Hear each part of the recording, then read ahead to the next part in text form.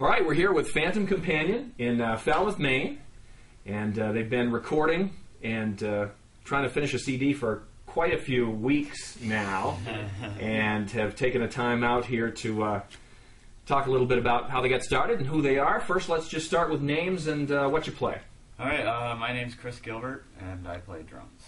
I'm Connor McCrory. I play the bass. I'm Lee Larson. I play keyboards and sing. I'm Xander Nelson. I sing. I play guitar. All right. How long has Phantom been a band, and how did you guys meet? We've been a band for probably about 3 years, wouldn't you say? Yeah. And we met at the Maine Academy of Modern Music. They put together a summer program where you could basically form a band with friends or new people that you meet, and that's where we met each other. And was it instant magic, Connor? Well, it was. We started with 6 and ended up at 4, so I'd have to say probably not. Yeah. However, you could. I'll say originally I was actually reluctant to join the group at rock camp because it was a lot of. Lee and I had been in the same band before in 8th grade, and it was actually a pretty cool band, Dr. Whiteside, but I didn't want it to be like a reincarnation of the same thing. But as soon as I started playing with these guys, I knew things were clicking pretty quickly. Were you having the same feelings, Lee? Yeah, I thought it was a great experience. Really, just the first day at rock camp. It was a summer camp where we all sort of just started playing, and everyone was contributing in the creative process and stuff. And in writing this song, it was just really cool, a really cool feeling. And of course, it sounded good, And I think that very day, that afternoon after rock camp, we were like, we should. Rock camp's just a week long. We should keep doing this afterwards because we're having a lot of fun, and this is what music's about. Did you feel that too, Xander? You guys clicked right away? Yeah, we clicked right away. We really hit it off. We spent lunch, really getting to know each other, and we had a decent song at the end of the day. It was really fun. And that was the point of the camp, right? You guys had to write a song, and you had to perform it by the end of the week? Yeah. What were those songs, and are you still playing them? Well, one was Demons, and the other was Free Without You, was it? Yeah. Yeah. We played both of those for quite a while, and then I would have to say that, there's a lot of kids who are in bands, but probably a lot of them don't have the stage experience that you guys have. MAM has been a pretty big part of that, right? Oh, yeah, absolutely. They've been giving us gigs for going on 3 years now.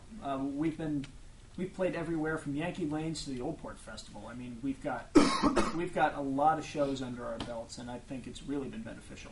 Yeah, we're really lucky to have a resource like MAM that can set us up. Especially, it's a little difficult economy for bands right now, not just in a sense of the U.S. and the world, but in Portland it's really hard to get shows if you're independent, and having someone like MAM that can deal with venues and stuff for you and book you at gigs is really a great resource for young musicians like us. Yeah, it's especially hard to get gigs, being the age that we are. Right. We're all juniors in high school. Most people kind of think, oh, we won't take them seriously, but just juniors, they'll book Sidecar Radio instead of us. Right. But, it's been really nice to have a resource, and now that we're getting more gigs on our own, and MAM's really helped us build up a reputation around town that's helping us get gigs on our own now. Now, Connor, when you look back at some of the video of your first performances and compare with your performances now, have you guys come a long way? Are you ashamed or proud of those early ones? How do you feel about that? Well, it's weird because at the time I was playing in another band called Heartbreak Vibe, and we were all right, but it was kind of like, yes, there was some talent involved in that group, but musically, I could tell from the get-go Phantom was doing things that were more original. Mm-hmm. And so at the time I was incredibly proud, first of all, because, I wasn't even a freshman in high school yet, and the stuff for that age was very good. And we look back at it, it's like, yes, we can play much better now, but the stuff we do now would not have been possible without us first breaking those molds when we started out. So it's kind of like, I'm proud that we took that first step to get where we are now. Now, probably the biggest gig you guys had was when you opened for Spose. Is that right? Would you say? Or maybe the Old Port Festival, Lee? What do you think? It's kind of hard to tell with that sort of thing. The Spose gig was obviously a ton of fun. Someone who's really blowing up even on a national net level. And it's like just in terms of crowd size, I'd probably say that the first year that we played the Old Port Fest, not this year, but the year before that, was a giant crowd. Is sort of all the circumstances just aligned, and we played it again this year. The location might not have been as conducive to having people there, I guess. But it was, both gigs were really large in terms of audience size, and I think we're generally proud of how we play, but it's really hard to determine what's like our best show or worst show. How'd you feel about the Spose gig, Xander? I felt great about the Spose gig. There were a lot of people there. Spose himself was actually a really nice guy. I talked to him for a while. He said he loved us, and I'm pretty proud of that personally. And you guys have been on the radio. You've been on CYY and MPG, right? Yep. Mark Curdo seems to be a fan of you guys. Yeah, he's a great guy. He's the main local musician kind of like helper. Yeah, exactly. Of CYY and of Portland mainly. So he tries to help out local musicians, and we got on his program. So that was really nice. If somebody were to hear Phantom for the first time, what do you think they would say? Oh, they sound a little like anybody. You know what? I'd say probably a weird mixture of the White Stripes with a bunch of progressive stuff from the 70s with a little Queens of the Stone Age thrown in. I mean, it's tough to say. Yeah, it really does. It's like we're the America of music. We're the melting pot. We really just take anything from anywhere and throw it into our music and see how it sounds. I've heard a lot of people say, though, that your guys' sound is a bit more kind of older sounding, more complex than a lot of the other younger bands out there right now. Yeah, we try and stay away from, we just want to have fun with it, and it's not like simple songs are bad, but like we all like to play our instruments, and we like to write songs that sound cool to us and hopefully sound cool to other people. I think more common chord structures, stuff like that, you won't really find as much of that in our songs. We kind of endeavor to break new boundaries and stay original. So that's one facet of the band that I really enjoy, and I think it's pretty cool. We try to keep people guessing. In rock today, and there's some, don't get me wrong, there's some awesome bands out there, but there are some bands that have slid into the, repetitive, same chord structures, same melodies, same... All the songs sound kind of alike. Yeah, where you'll turn on a record to be like, oh, when did that song end, Right. And we try not to do that.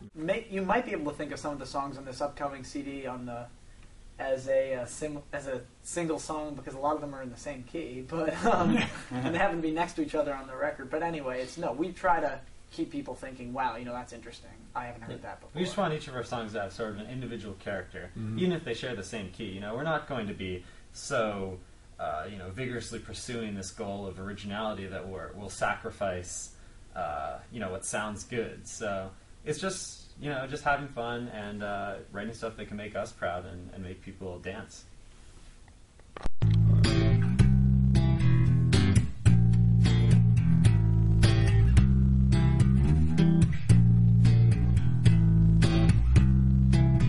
Now, is that from one of your songs? Oh yeah, this is it. That's a song coming up off the new CD called Danforth Street Blues. Or is that Danforth Street in Portland? It is indeed Danforth Street in Portland. All right, where'd that come from? Well, it was me and Xander.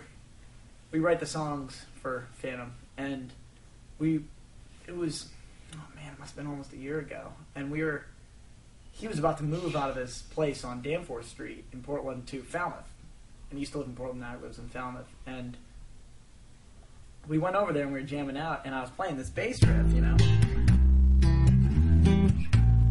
that I come up with the other day, and then he suddenly comes in, with this cool, I was telling him to try some different minor scales, and he came up with this awesome riff, and then so we wrote a song about it, and we figured, well, you're leaving Danforth Street, let's call it Danforth Street Blues. And that's going to be on the new That is coming on. CD? That is on the new CD. It's been recorded. Sounds pretty cool. Excellent. Let's hear a little bit more of it. On the bass? It's pretty much that.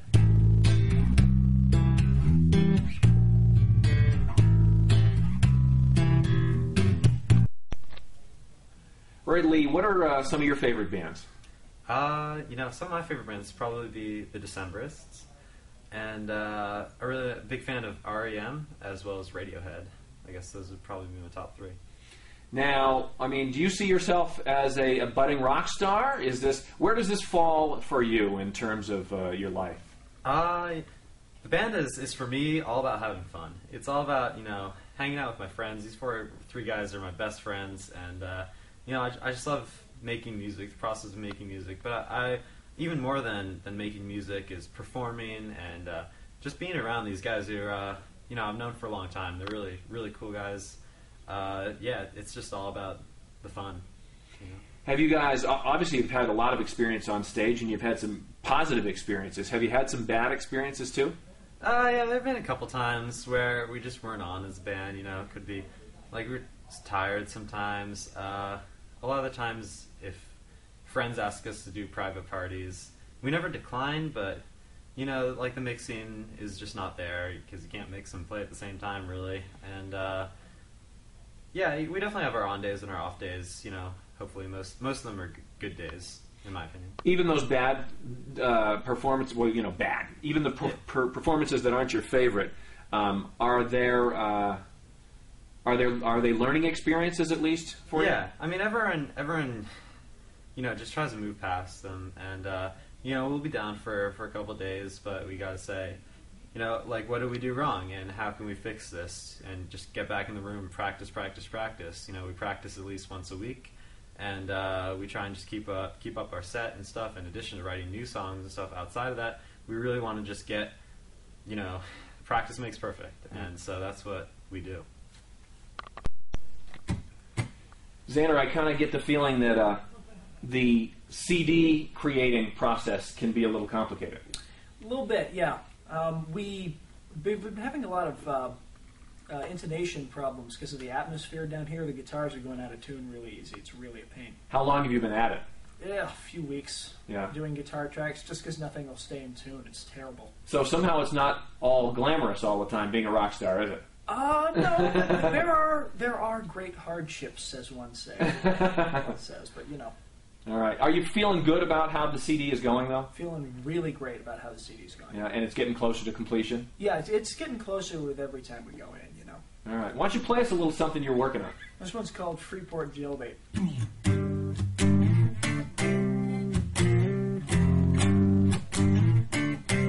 Now, does Freeport Jailbait mean what it sounds like it means? You betcha. Okay. Well, to give a little bit of backstory, Connor's never had a ton of luck with the women, but he's had some success with some girls over in Freeport. So, and they were all freshmen at the time when we were sophomores. So Freeport Jailbait. There you go. How long have you been playing the drums, Chris? Pretty much ever since I could read. That was my when I finished my reading lessons. That was the present that I wished for. So. Has it ever been something that you kind of felt like, oh man, I got to go practice the drums, or were you always like, oh yeah, I got to go practice the drums? There's been a few times. Usually when I practice, I'll listen to my iPod and play the music that's on there. So practicing is usually fun to do. So I enjoy it. Why don't you play a little something for us? Just a little, maybe a solo from one of the songs. All right, sure. Let's see.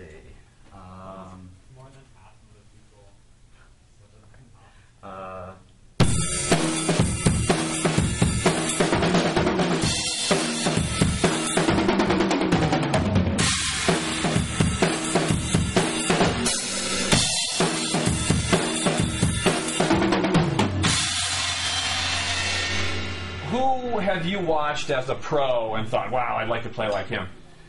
There's Bill Rutherford of Yes and King Crimson. A bunch of different people. So, yeah, really anybody. You think you'll be doing this a long time? I think so. Yeah. Yeah. All right, it's been great talking to you guys, and I have a feeling Phantom is going to have a lot of success. Oh, yeah, sure. All right, Phantom Companion, thanks, guys. Thank you. Thank you.